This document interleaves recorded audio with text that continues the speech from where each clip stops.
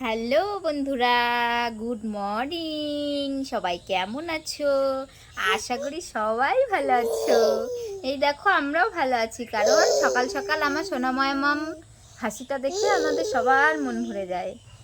তো একটা কথা সবাইকে আমি আজকে জানানোর জন্য একটা ছোট্ট ব্লগ করলাম। আমার মেয়ের বয়স হচ্ছে 11 মাস। তো এতদিন আমি দোকানে যে কোটা দুধ বলে সেটাই আম্মাকে খাওয়াইছি।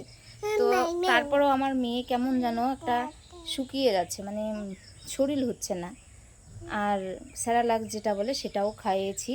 তো এখন চালের গুঁড়া, ছোলা বুট, তারপর কাজু বাদাম, চাল, মসুরির ডাল, এইসব দিয়ে যে একটা চালের গুঁড়া বাচ্চাদের খাওয়ানো হয়, সেটা আমি মাম্মাম খাওয়ানোর জন্য বানিয়েছি।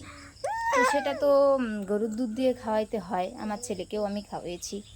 তার জন্য মানে গরুর দুধ খাওয়ানো যাবে কি না সেটা একটু সবাই কমেন্টে জানাবে তো বন্ধুরা। এই দেখো, আমার সোনা মাম্মামকে খাওয়ানো যাবে গরুর দুধ? সবাই একটু বলবে টাটা।